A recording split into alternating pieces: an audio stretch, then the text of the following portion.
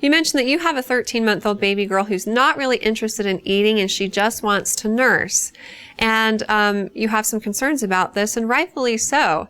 At a year of age, if a baby is still nursing, that's fantastic. But the composition of breast milk changes as a baby gets older, and it's just designed to complement a nutritious diet full of solid foods as well.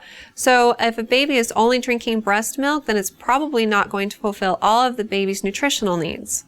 Around a year of age, most babies are eating solids for breakfast, lunch, dinner, and for 2 snacks, one in the morning and one in the afternoon.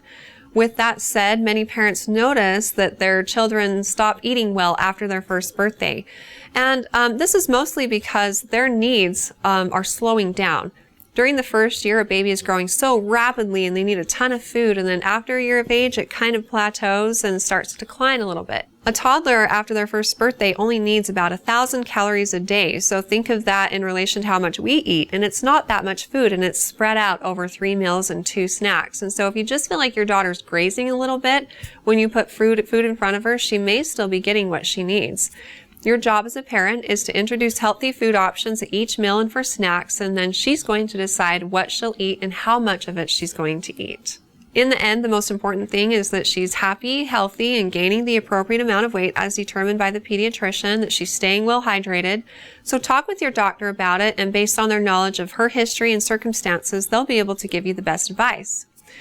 Now, you also had some concerns about her waking up at night to eat, and the pediatrician can talk to you about this as well. Once she starts eating better during the day, then hopefully she won't want to eat at night. And as long as your pediatrician says that nighttime feedings aren't necessary, then you can actually teach her how to self-soothe or to go back to sleep without help from you or without a nursing session. You can do this one of 2 ways after you've gotten the green light from your doctor.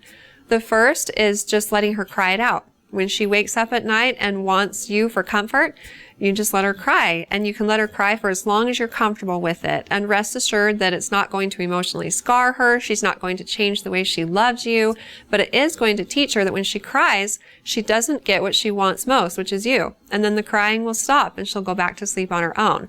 That doesn't mean that she won't wake up, but it does mean that she'll go back to sleep without help from you. If this seems a little harsh, then you can actually try a more graduated approach, where you go in and check on her after 5 or 10 minutes of crying and gently touch her tummy, but resist any and all urges to turn on the light, pick her up, talk to her, interact with her. Just touch her tummy and reassure her that you're there, turn around, and walk right back out of the room. And if she continues to cry, you just slowly increase the amount of time you wait before you go check on her again. So the first time is 5 to 10 minutes, the second time is 10 to 20, the third time maybe 30 to 40. And if you're persistent and consistent about this for a week, then she should learn to go back to sleep without help from you or a nursing session. You may also find it helpful to offer her like a new favorite blanket or a small stuffed animal, which is safe to have in the crib after a child's first birthday. This may help to offer her comfort when you're not there. If you have more questions for me in the future, please feel free to ask them on our Facebook page at facebook.com/Intermountain Moms, and recommend us to your friends and family too.